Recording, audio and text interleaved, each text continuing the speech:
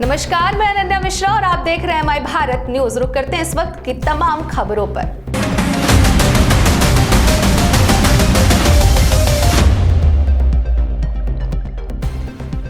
पश्चिम बंगाल के कोलकाता में शिशु तस्करी का एक चौंकाने वाला मामला सामने आया। एक दंपति ने 23 दिन की पोती को 30,000 रुपए में बेच दिया। हालांकि पुलिस ने बच्ची को रेस्क्यू कर आरोपियों को गिरफ्तार कर लिया है।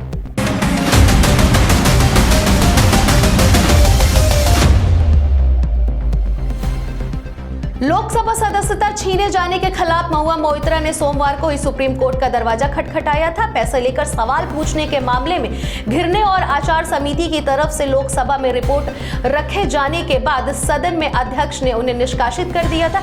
इसी के खिलाफ टीएमसी सांसद सर्वोच्च न्यायालय पहुंची हैं।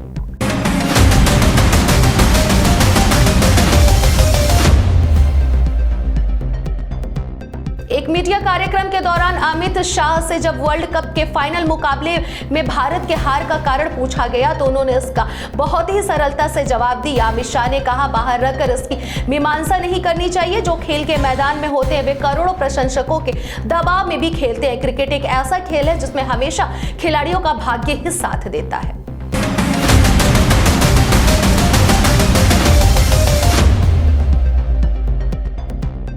ओमान के सुल्तान हैतम बिन तारिक भारत की 3 दिवसीय राजकीय यात्रा पर आज नई दिल्ली पहुंचेंगे। विदेश मंत्रालय के मुताबिक ओमान के राष्ट्राध्यक्ष के साथ वरिष्ठ मंत्रियों और अधिकारियों का उच्च स्तरीय प्रतिनिधिमंडल भी भारत दौरे पर आएगा। ओमान के सुल्तान की भारत की पहली राजकीय यात्रा है जो भारत और ओमान के बीच राजनयिक संबंधों में नए आयाम को दर्शाती है। विदेश मंत्रालय ने बताया कि नई दिल्ली पहुंचने पर ओमान के सुल्तान से विदेश मंत्री एस जयशंकर भी मुलाकात करेंगे।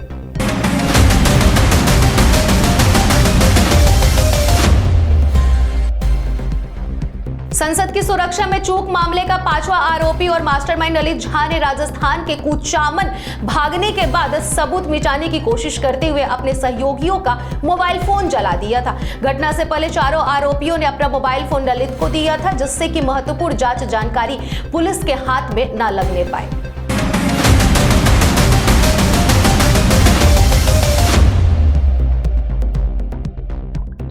तमिलनाडु में विरुधुनगर जिले के सत्तूर के पास एक पटाखा निर्माण फैक्ट्री में विस्फोट हुआ। इस दौरान एक व्यक्ति की मौत हो गई। अग्निशमन और बचाव विभाग की ओर से यह जानकारी सामने आई है।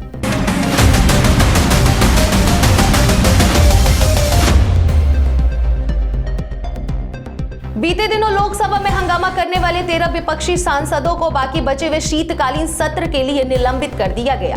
निलंबित किए गए सांसदों में डीएमके सांसद कनिमोझी भी शामिल हैं। अपने निलंबन को लेकर डीएमके सांसद ने सत्ताधारी भाजपा पर तीखा हमला बोला और सरकार पर दोहरा रवैया अपनाने का आरोप भी लगाया।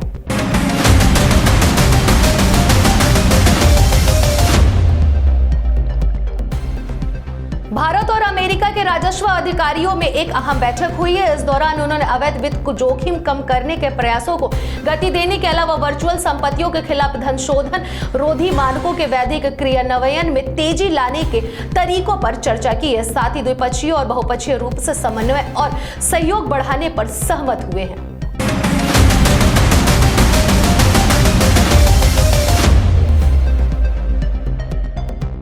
IUCN के नए विश्लेषण के अनुसार वैश्विक स्तर पर ताजे पानी में पाई जाने वाली मछलियों की करीब 1/4 प्रजातियों पर विलुप्त होने का खतरा मंडरा रहा है। इसके लिए प्रदूषण और जलवायु परिवर्तन जैसे कारक जिम्मेदार हैं।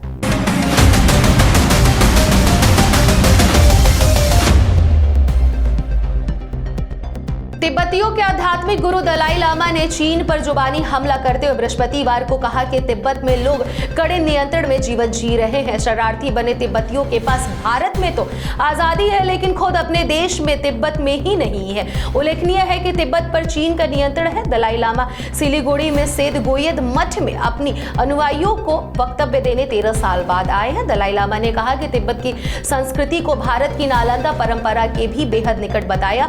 कहा कि हजारों साल पुरानी परंपराओं को हम अपने विचारों और आत्मविद्या से सहेज रहे हैं।